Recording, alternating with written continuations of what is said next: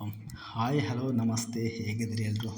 ನಾವು ಚೆನ್ನಾಗಿದ್ದೀವಿ, ನೀವು ಕೂಡ ಚೆನ್ನಾಗಿರಿ ಅಂತ ಹೇಳ್ತಾ ಇವತ್ತೊಂದು ವಿಡಿಯೋ ಮಾಡ್ತಾಯಿದ್ದೀನಿ. ನಮಗೆ ಪಾಸ್ಟ್ ಟೈಮ್ ಅದು ನಾವು ಹೋಗಿ ಬಂದಿದ್ದು. ನಮಗೊಂದು ಕ್ಯೂರಿಯಾಸಿಟಿ ಇತ್ತು, ಈ ದೇವಸ್ಥಾನಕ್ಕೆ ಹೋಗಿ ಬರ್ಬೇಕು ಅಂತೇಳಿ. ಅಂದರೆ ಲೈಫಲ್ಲಿ ಯಾವತ್ತೂ ಕೂಡ ಹೋಗಿರಲಿಲ್ಲ. ಅದೇನು ಬೇರೆ ದೇಶದಲ್ಲಿ ಅಥವಾ ಬೇರೆ ಸ್ಟೇಟಲ್ಲೆಲ್ಲ, ನಮ್ಮ ಸ್ಟೇಟಲ್ಲೇ ಇರೋದು. ಇಲ್ಲಿ ನಮ್ಮ ಹೊಸಪೇಟೆ ಹುಲಿಗೆಮ್ಮ ದೇವಿ ದೇವಸ್ಥಾನಕ್ಕೆ ಹೋಗಿ ತುಂಬ ಖುಷಿಯಾಯಿತು ಹೋಗಿದ್ದು. ಫಸ್ಟ್ ಟೈಮ್ ನಾನು ಮತ್ತು ನನ್ನ ಫ್ರೆಂಡ್ಸ್ ಇಬ್ಬರು ಹೋದ್ವಿ. ನಾವು ಅಲ್ಲಿ ಹೋದಾಗ ಈವ್ನಿಂಗ್ 6:30 ಆಗಿತ್ತು. ಅಲ್ಲಿ ಹೋಗಿ ನೋಡಿದ ತಕ್ಷಣ ನಾವೊಂಥರ ಗಾಬರಿ ಪಟ್ವಿ, ಏನಪ್ಪ ಇದು ಜಾತ್ರೆ ಥರ ಇದೆಯಲ್ಲ ಇಲ್ಲಿ ಅಂತೇಳಿ. ಅಲ್ಲಿ ಹೋಗಿ ನಾವು ಒಬ್ರಿಗೆ ಕೇಳಿದ್ವಿ, ಏನು ಇಷ್ಟೆಲ್ಲ ಜನ ಬಂದಿದ್ದಾರೆ, ಇವತ್ತು ಏನಾರ ಜಾತ್ರೆ ಇದೆಯಾ ಅಂತೇಳಿ ಅಂದಾಗ, ಇಲ್ಲ ಅವರಂದರು ಇಲ್ಲಿ ಪ್ರತಿ ಮಂಗಳವಾರ ಹಾಗೂ ಪ್ರತಿ ಶುಕ್ರವಾರ ಇದೇ ಥರ ಭಕ್ತಾದಿಗಳು ಸಾವಿರಾರು ಸಂಖ್ಯೆಯಲ್ಲಿ ಬರ್ತಿರ್ತಾರೆ ಹೋಗ್ತಿರ್ತಾರೆ ಅಂತೇಳಿ. ಸೊ ಆವಾಗ ನಮ್ಗೆ ತುಂಬ ಖುಷಿಯಾಯಿತು. ನಾವು ಕೂಡ ಇನ್ನು ಮುಂದೆ ಬರ್ಬೋದು ಅಂತೇಳಿ ಅಂದ್ಕೊಂಡ್ವಿ. ಅಷ್ಟೊತ್ತಿಗೆ ನಾವು ಅಲ್ಲಿ ಹೋಗಿ ಗುಡಿ ಹತ್ರ ಹೋದ್ವಿ. ಗುಡಿ ಹತ್ರ ಹೋಗಿ ಅಲ್ಲಿ ದೇವಿಯ ದರ್ಶನ ಹೊರಗಿಂದನೇ ದರ್ಶನ ಪಡ್ಕೊಂಡ್ವಿ.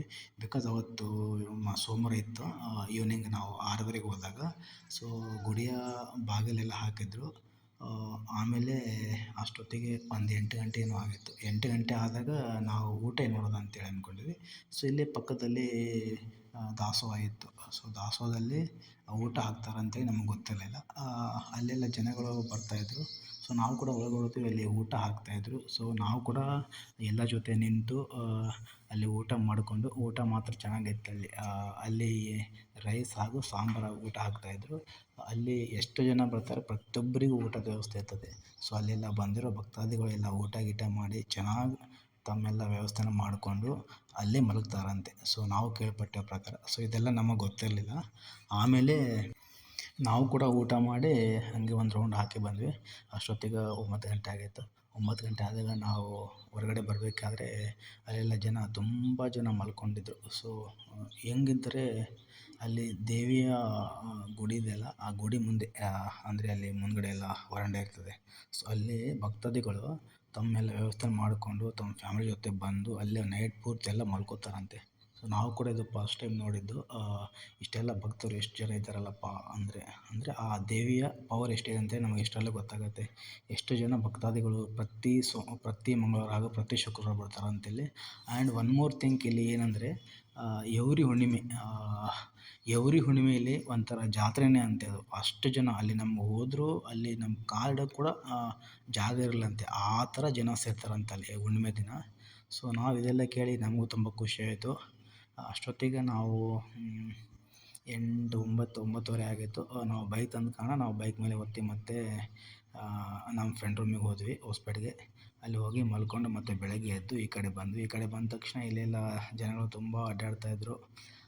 ಹಿಂದೆ ಹೋದ್ವಿ ನಾವು. ಹಿಂದೆ ಹೋಗಿ ಇಲ್ಲಿ ತುಂಗಭದ್ರಾ ನದಿ ಇದೆಯಲ್ಲ, ಸೊ ಅಲ್ಲೆಲ್ಲ ಭಕ್ತಾದಿಗಳು ಜಳಕ ಮಾಡಿಕೊಂಡು ದೇವಿಯ ದರ್ಶನ ಪಡೀತಾಯಿದ್ರು. ನಾವು ಕೂಡ ಅಲ್ಲೇ ಜಳಕ ಮಾಡಿಕೊಂಡು ರಿಟರ್ನ್ ಬಂದ್ವಿ. ಅಗರಬತ್ತಿ ಮತ್ತು ಕಾಯಿ ತೊಗೊಂಡು ನಾವು ಕೂಡ ಅಲ್ಲೇ ಜನರ ಜೊತೆ ಲೈನಲ್ಲಿ ನಿಂತು ದೇವಿಯ ದರ್ಶನ ಪಡ್ಕೊಂಡು ಅಷ್ಟೊತ್ತಿಗೆ 10 ಗಂಟೆ ಆಗಿತ್ತು. ಸೊ ದೇವಿಯ ದರ್ಶನ ಪಡ್ಕೊಂಡು ಒಂದು 5 ನಿಮಿಷ ಅಲ್ಲೇ ಕುಂತು ನಾನು ಮತ್ತು ನನ್ನ ಫ್ರೆಂಡ್ಸ್ ಇಬ್ಬರು ಮತ್ತೆ ರಿಟರ್ನ್ ನಮ್ಮ ಊರಿಗೆ ಬಂದ್ವಿ. ಸೊ ನಮಗಂತೂ ತುಂಬ ಖುಷಿಯಾಯಿತು. ಫಸ್ಟ್ ಟೈಮ್ ಹೋಗಿ ಬಂದಿದ್ದು. ನಮಗೊಂದು ಆಸೆ ಇತ್ತದು. ಸೊ ಇಲ್ಲಿ ಹೋಗಿ ಬರಬೇಕು ಅಂತ ಪ್ರತಿ ಸರ್ತಿ ಒಬ್ಬರಲ್ಲಿ ಒಬ್ಬರ ಬಾಯಲ್ಲಿ ಬರ್ತಾಯಿತ್ತು. ಸೊ ಇಲ್ಲಿ ಹುಲಿಗೆಮ್ಮ ದೇವಿ ದೇವಸ್ಥಾನಕ್ಕೆ ಹೋಗಿ ಬರಬೇಕು, ಚೆನ್ನಾಗಿದೆ ಹಾಗೆ ಹೀಗೆ ಅಂತೇಳಿ. ಸೊ ನಾವು ಕೂಡ ಅಲ್ಲಿ ವಾತಾವರಣ ಹೆಂಗಿದೆ ಅಂತೇಳಿ ಒಂದು ಸರಿ ನೋಡಬೇಕಿತ್ತು. ಹೋಗಿ ಬಂದಿದ್ದಂತೂ ನಮಗೆ ತುಂಬ ಖುಷಿಯಾಯಿತು. ಅಲ್ಲೆಲ್ಲ ಭಕ್ತಾದಿಗಳು ಯಾವ ಲೆವೆಲಿಗೆ ಬಂದಿರ್ತಾರೆ ಅಂತೇಳಿ. ಸೊ ಫ್ರೆಂಡ್ಸ್, ಇದಾಗಿತ್ತು ಇವತ್ತಿನ ವಿಶೇಷತೆ. ನೀವು ಕೂಡ ಯಾರಾದರೂ ಹುಲಿಗೆಮ್ಮ ದೇವಿ ದೇವಸ್ಥಾನಕ್ಕೆ ಹೋಗಿ ಬರಬೇಕಂತ ಏನಾದರೂ ಇದ್ದರೆ ನೀವು ಕೂಡ ಹೋಗಿ ಬರ್ಬೋದು. ಅಲ್ಲಿ ನೋಡಿಕೊಂಡು ಅಲ್ಲಿ ನಿಮಗೆ ಊಟದ ವ್ಯವಸ್ಥೆ ಇರ್ತದೆ. ಆಮೇಲೆ ನೀವು ಅಲ್ಲಿ ಕೂಡ ಮಲ್ಕೊಂಡು ಬೆಳಗ್ಗೆ ಎದ್ದು ಜಳಕ ಗಿಳಕ ಮಾಡಿಕೊಂಡು ದೇವಿಯ ದರ್ಶನ ಪಡ್ಕೊಂಡು ರಿಟರ್ನ್ ಬರ್ಬೋದು.